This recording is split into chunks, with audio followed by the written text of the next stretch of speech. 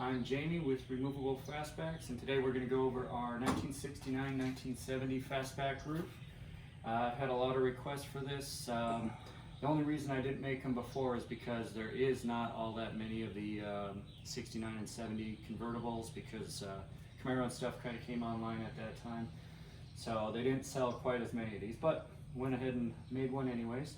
The first thing people are going to ask about is going to be this piece right here, and they're going to say, why did you do that? It kind of breaks up the profile and it's kind of ugly. Well, we have to do that because underneath of this is the convertible well molding, and kind of the nice thing about that with these roofs is that well molding supports 90% of the weight of the roof and the window.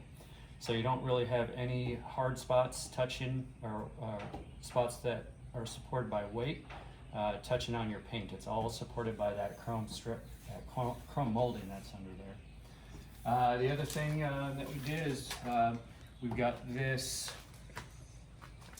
trim piece right here, and that's just going to snap on. And what that actually does is it covers up the seam from the exterior roof and the interior roof. And unlike the 65, 66, and 67, 68 models, you don't have to have the window rolled down a little bit to open and close the door. The way that this is designed, everything works just as it should, just like that. And then if you want to walk around there, I'll show you some of the features of the interior. It will take the stock 6970 Fastback glass. I've also got some Lexan that I can sell. The glass doesn't come with the roof, but you can get it from any vendor. And we'll come on the inside. You can see right here, this black strip, this comes with it. The seals all come with it. This is the weather strip channel.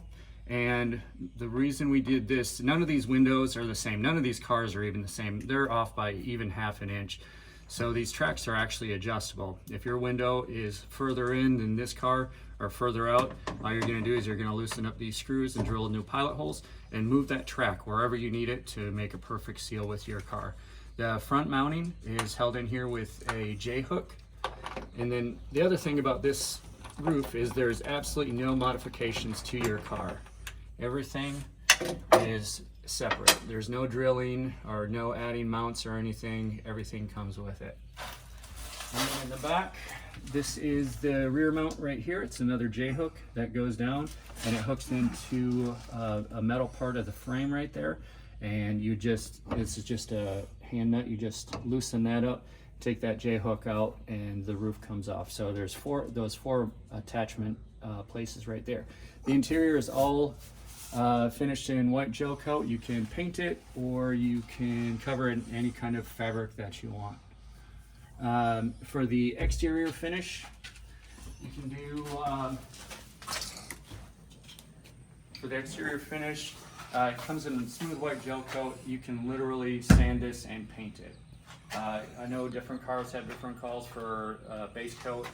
If you need a dark color base coat, you just do dark color base coat or a sealer primer on it and paint it from there.